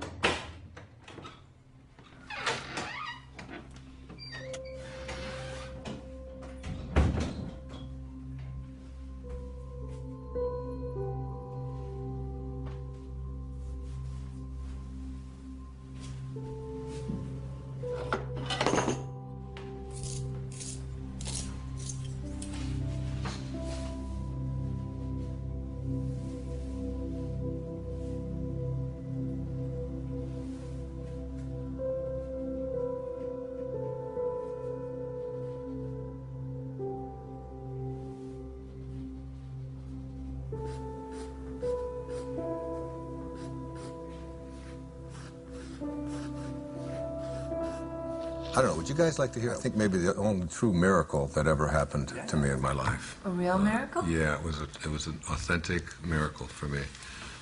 It was a healing that took place that I still can't explain. So it was in the year 2000, and I had taken a group of 25 people on a spiritual tour to Assisi. I've made several visits there, In fact, I wrote an entire book called There's a Spiritual Solution to Every Problem, based upon the prayer of St. Francis. And I lectured for a couple of hours about it, and we all had visited the places where St. Francis had lived and performed so many of his miracles.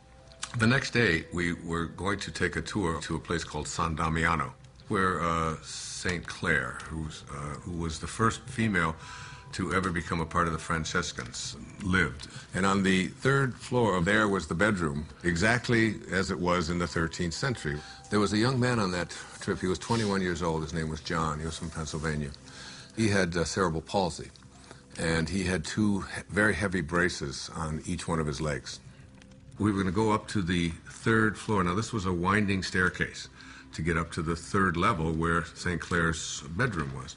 Now, John, in order to be able to go up the steps, he would have to move his leg out like this, you can imagine, and then he would go up the step, and then he'd bring the other one down, and then he'd go up the next step, and he would bring it back because his legs were stiff. But as we started to get into the very narrow part of the staircase, he couldn't, his legs wouldn't go out. He could only go this far, so he couldn't go up. And you can imagine he couldn't go down. It was impossible for him to go down. So there he was stuck. I was ahead of him. And he stopped me and he said, Wayne, I'm in trouble. I can't go up another step because I can't get my leg out to the side. There's no room and I can't go back down. What are we going to do? And there was a whole row of people behind waiting to go up this very narrow staircase. So you have the picture? Old people don't whisper, 'cause old people can't hear. We'll just talk louder and louder, year after year. Stop looking at me funny, get over here, and I'll whisper. You have grape juice on your wine? Oh, no. Thank you. No. Yes. Old wills grow stronger. Old backs grow stiff. Old feet grow wider and longer. Old dreamers drift. I'm drifting over your way.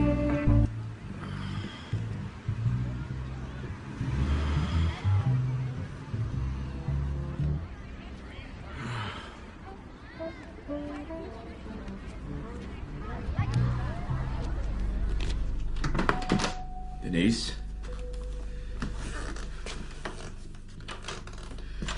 Denise?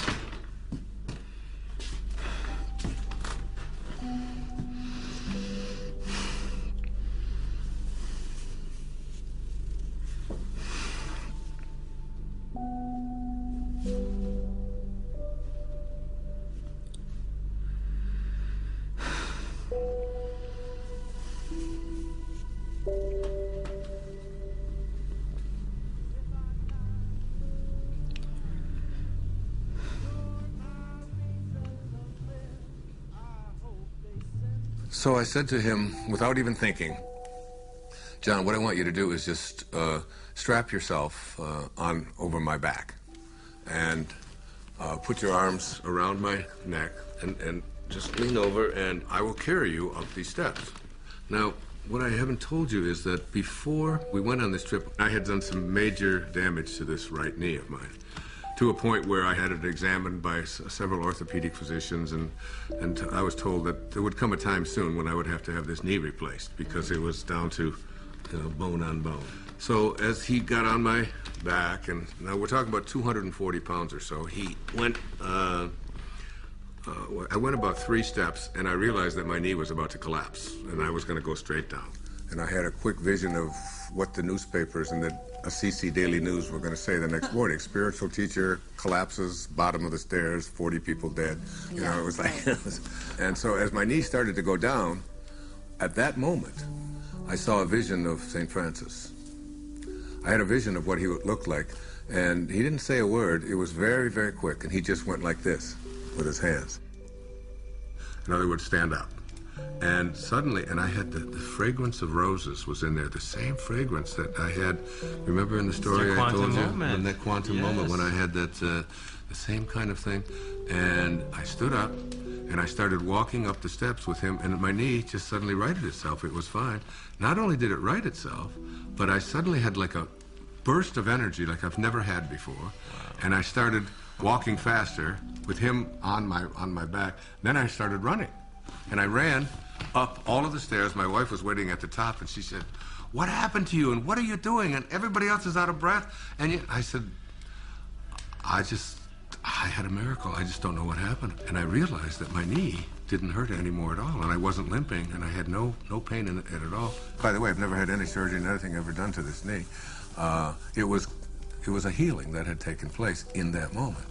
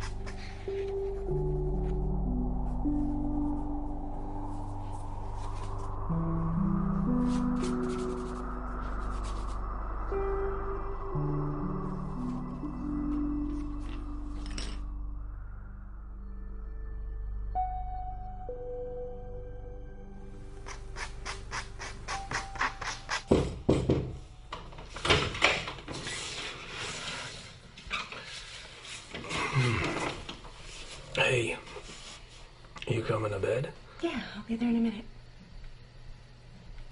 What you been doing? Oh. I thought you were gonna take a shower. I did. And your clothes? I was going to, and then I got distracted. Huh. What you been doing? Nothing. Are you all right? What do you mean? Well, you just seemed a little checked out today. Just wondering if anything was wrong, or... No, I'm fine. Don't worry. I'm a little worried. No. Can I look? Jason, no. Quinn, I just want to look at him. Jason, I love what you do. I just wanted to look. Can you please go? Quinn, I just want to Just go. Please? No. You know, really, you're not very good anyways. Really, don't bother. Don't bother.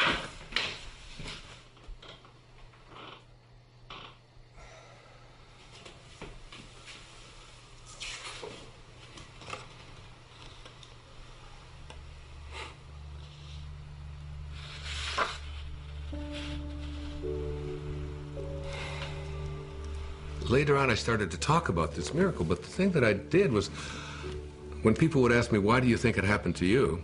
I would always say, well, why not? I mean, I'm Wayne Dyer, after all. And I've written an entire book about him, and he's... I deserve a miracle. Yeah, and it was like, and I really believed that it was like a special sort of thing that came to me.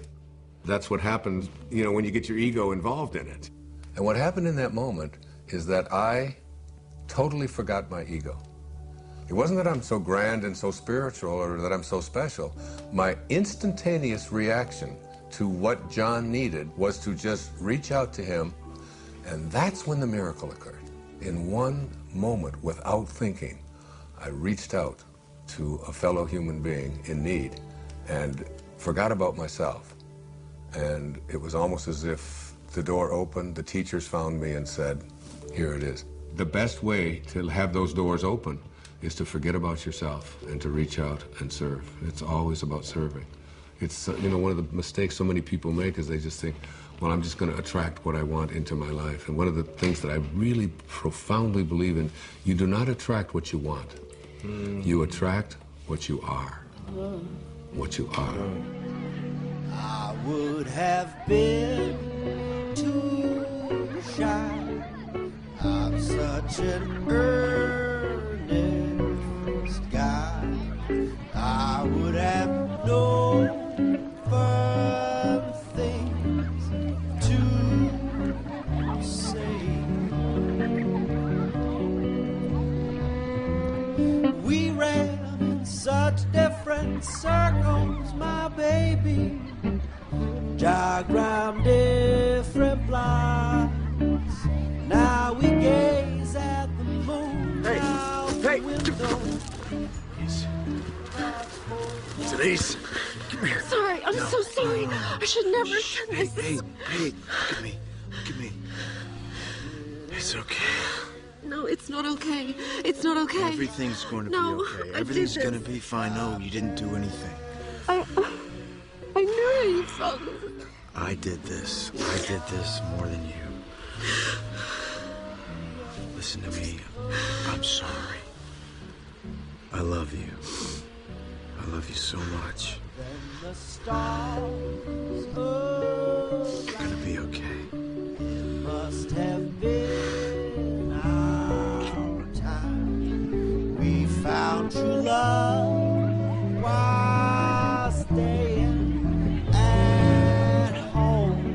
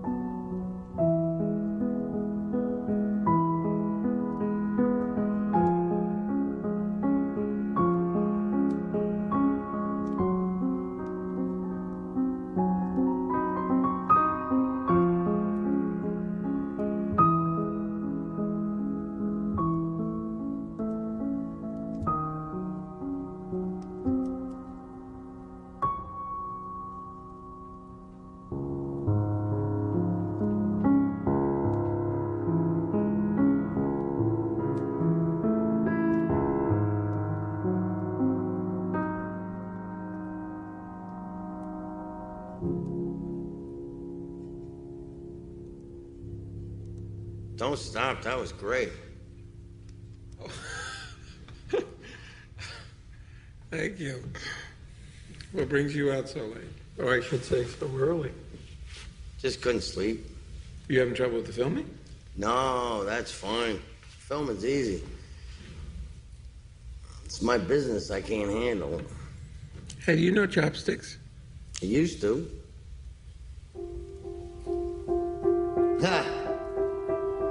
Makes me think of being a kid. When I was idealistic. Back when I thought I'd make a name for myself. Oh, hey, don't say that. You have a name. More like a household name. More like Scorsese or Tarantino. Well, hang in there. Anything can happen. Why does it have to be so hard? One minute I have the funding to make my movie. The next I don't. Can't get the money without the talent. Can't get the talent without the money. And then they pulled it all out from under me. I don't own it anymore. Seriously thinking career change. That's a good sign. What is? You're giving up. That's good. How do you figure? You can't force these things. Right. And again with the magic thing. What's the matter? What's that? You know, I don't know why I'm telling this to the janitor or whatever you are. I do a lot of things around here. Believe me. play a damn good piano, though. You should think about doing that full time. Well, for a while I thought I would. And what happened? Well, I started playing when I was very young.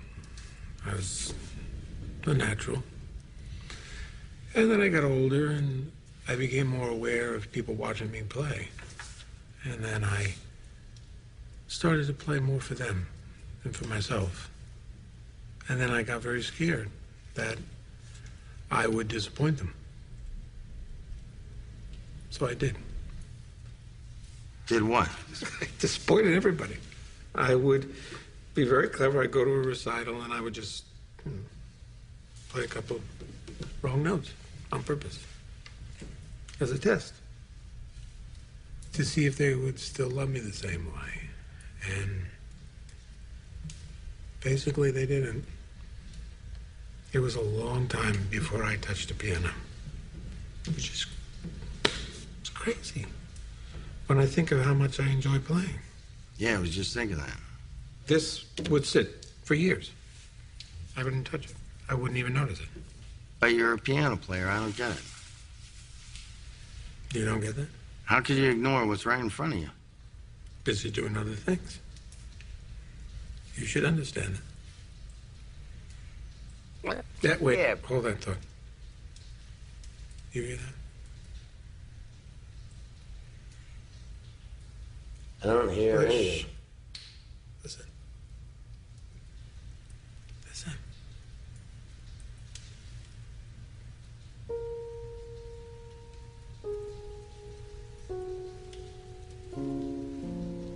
That's nice. I like that. I like that too. You making that up? Yeah. Well, no, sort of, yeah, mostly now. What? It's just something I could do. Make music, you mean? No, I can't. And you're a good faker. Yes, I'm just listening. Listening. I listen. And then I just play what I hear. I'm not making it up at all. It makes itself up. Makes itself. Exactly. I just play. Sometimes all you gotta do is just show up, pay attention, and music happens. Your music happens.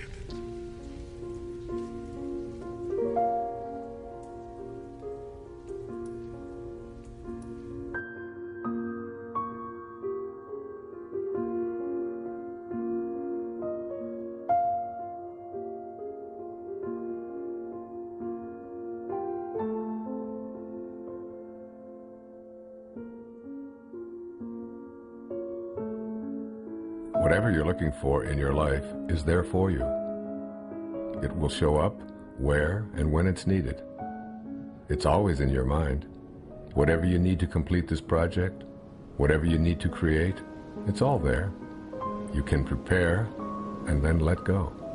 It's an easy trusting that everything will happen perfectly.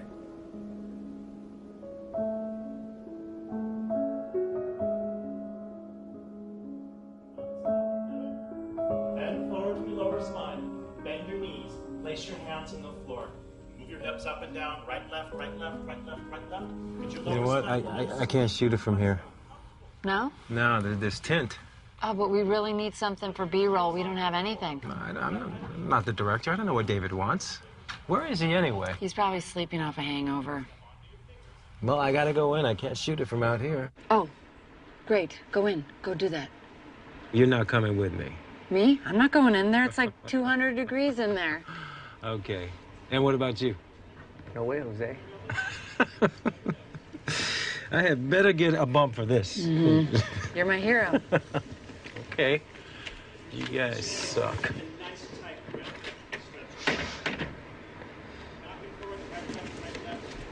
Hey, good morning. Good morning. I got up early. I was scouting locations. What? I found the most amazing spot overlooking the ocean. For what? For this? Yeah, for this. Really? It's a little bit of a hike, though. That's okay. We will indulge your creativity. You sound inspired, David. I am inspired. I'm making music, doing the down. What are you talking about? What is Rob doing in there alone? That's some crazy hot yoga torture. Yeah. I can't let him be in there by himself. Cover me, I'm going in. You're going in? Pick up your right foot in front of you. He's going in. I can't believe it. We live in a world in which all things are possible. There are no accidents. There's this divine organizing intelligence that supports all things.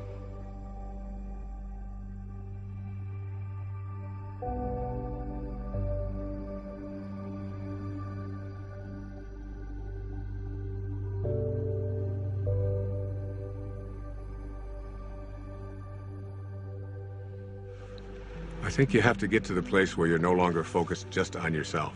And the things that you really want for yourself, you begin to say, how can I want them more for someone else than I want them for me? And that's God realization.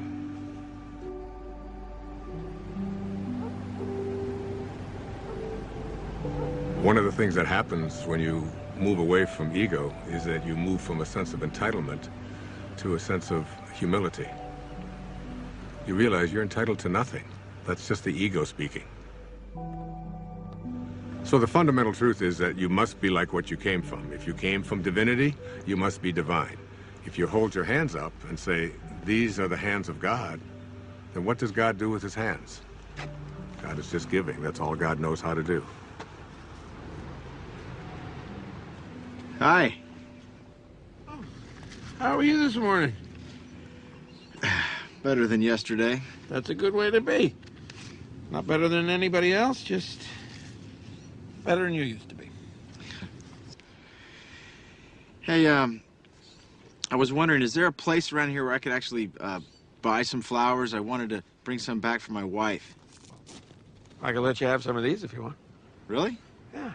I mean, they're not fancy like you get in a flower shop. They're just indigenous roses. A little more rustic. I think my wife might actually like that.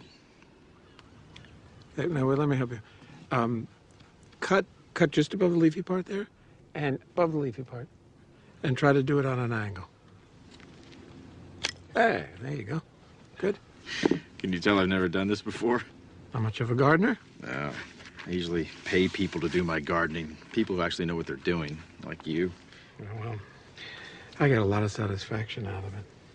I've never really seen the value in flowers, I guess. Don't you ever send your wife flowers? No. Oh, that sounds bad. It's a new day. Yes, it is.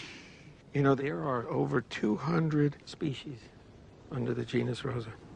And there's a rose database that has, I think it was over 6,000 variations of roses. Seems almost excessive. Here. Thank you very much. Can I give you a tip? No, thank you. You sure? It's okay. Well, I'll be sure to tell the owner of this place what a great staff he has. You just did. You? You're the owner. No, I really am. I apologize. I thought you were just the gardener. That's an easy mistake to make. I saw you watering the plants. Plants need to be watered. Yes, they do. Thanks again.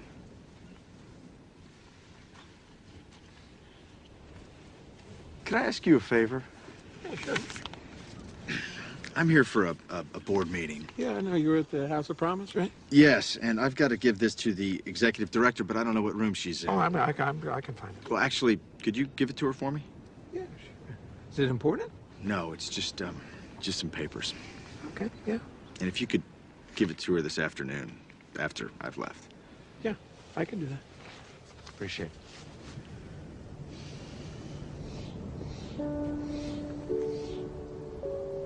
So you shift your thoughts from what can I get to how can I offer, how may I serve? If your attention is off yourself and about giving, the universe will respond by giving back to you. The universe will say, how may I serve you? But you have to be in a place of service yourself. That's when the transition is complete, when you move into that place that is without ego.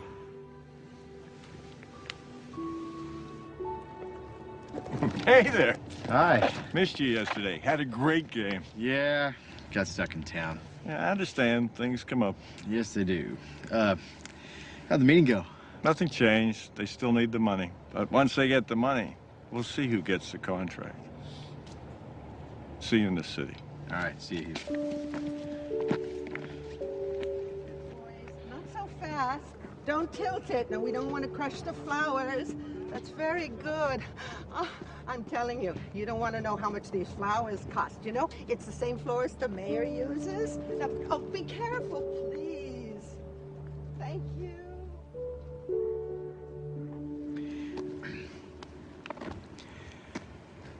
How about the name Rose if it's a girl?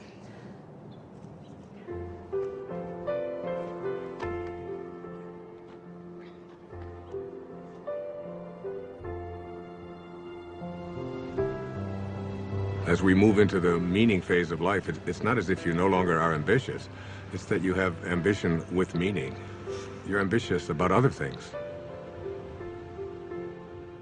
So now your ambition is transformed into purpose, and you have to learn to become the observer and to step back. You begin to live in process, trusting where your source is taking you. You begin to detach from the outcome. And that detachment allows you to no longer be fighting. It allows things to just come to you. And you're no longer being the person who's making things happen. You're allowing them to show up. The fight is gone. So I get asked over and over again, is there a purpose to the ego? And my reaction to that is it's just not worth defending. The ego is the thing that is the false self. And when you're defending it, you're defending an illusion. You're defending something that really isn't who you are. Your authentic self is way beyond the ego. Every one of us knows that we came here with music to play. And yet we have a tendency to believe that we are separate entities and that we have to fit in, and that's our role in life. And none of that is true. The shift can happen in many ways. It can be just a comment. It can be a coincidence that occurs, a particular event that you weren't expecting. It can be anything at all. But the result is always the same. You begin to realize that you're not here to push life, to make it a struggle all the time. You're here to enjoy and to be living in peace. That's what happens when you're in the afternoon of your life. I was just thinking about all the things I have to do to pack us up to leave. Oh, yeah? I'm like a walking to-do list. I think 90% of my day is spent managing everyone else's life and all their problems. Uh-oh. You are very appreciated. It's not what I mean. I love taking care of you and the boys. I do. I love my family, but... But? When I paint, I go somewhere. I feel connected. I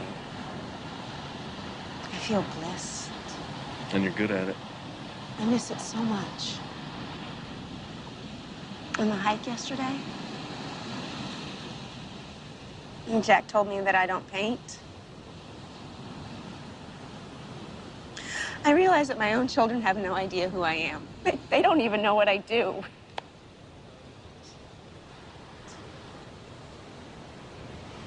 So do it. Really? Yes, absolutely. Thank you. I want to stay here. What? Just for a week. Right now, just this next week. What, you think I'm gonna leave you here all alone? Jason, every cell in my body wants to stay here just a little bit longer. Just... I'm hearing you, but I have no idea what you're saying. I need to reorient myself. I need to find my way back, and I need solitude to do it. Gwen, you're a mother of 2 small children. You don't get solitude. Jason, you have to know I love you. And I love the kids, and I am still us, but I am more than this.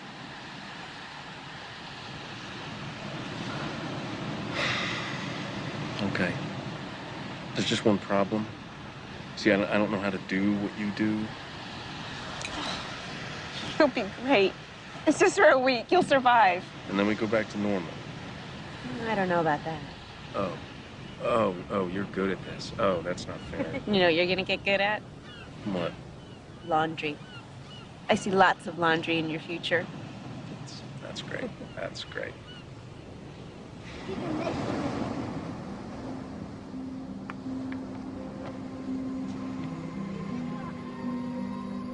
If you want to see the doors open in your life, you detach yourself from what the ego says, and you allow yourself to live from this divine place called spirit. And what Lao Tzu called the virtues, he said there are 4 of them. The first of these is reverence for all of life, which is respect. The second is sincerity, which is really nothing more than just honesty. The third is gentleness, which manifests itself as kindness in our life. And the fourth is supportiveness, which just manifests itself as service, offering service to others. Those are the 4 virtues. And Lao Tzu asks us to live by them. There's a great quote by the poet Hafiz. He said, even after all this time, the sun never says to the earth, you owe me. Just think what a love like that can do. It lights up the whole world.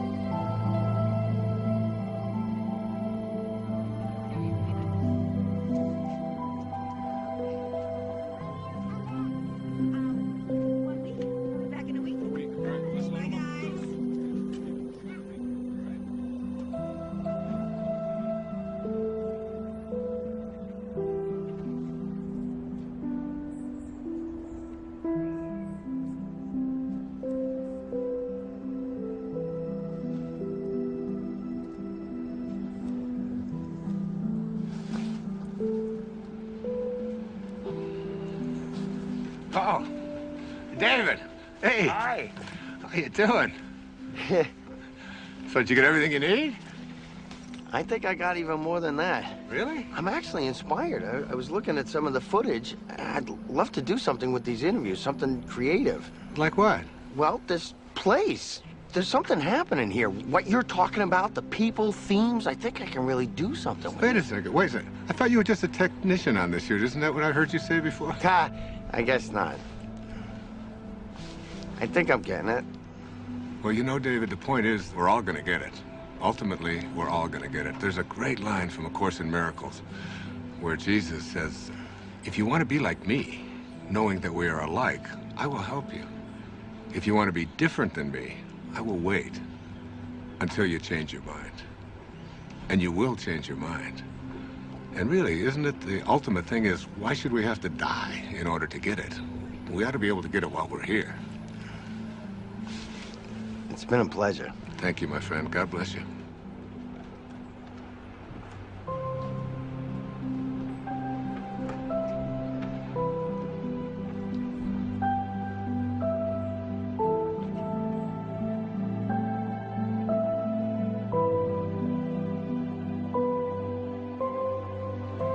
Nobody needs to ask the question, what is my purpose? It will always be found in service. If you can just for one day put your attention on making life better for someone else, if you can focus on thinking like that, that's how God thinks. It's an ancient concept, but it's still relevant. To touch someone's life is more valuable than any amount of money. My friend Byron Katie says, to believe that you need what you don't have is the definition of insanity. That you can't be fulfilled until you get all these things, that's an illusion. Really, you don't need anything more. It doesn't matter what it is you do. You could be a cab driver, a teacher, a factory worker, a manager. What matters is that you put your attention on how may I serve. Think of the people you go to, whoever you are in your path.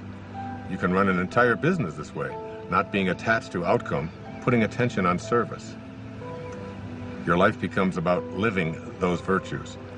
How can I serve? How can I be gentle? How can I be reverent? Thinking like that means you're living in meaning. The messages of the morning are about what you can and can't do, about how society defines you. But in the afternoon, after the shift, it's about connecting to an energy that's taking care of everything, and we're all just being done. Try to stop yourself from breathing, from your fingernails growing. Living the virtues is all we need to do. The truth is, I feel something else is in charge of all of this. So it's really about surrendering to it. Surrendering to something that is bigger than you, that you are connected to, and that's really in control of everything.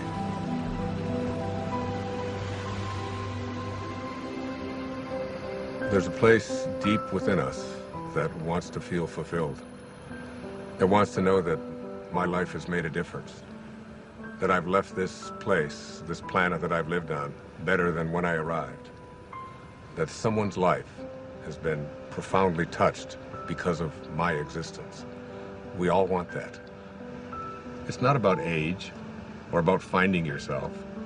Wherever you are, at whatever age, you're only a thought away from changing your life.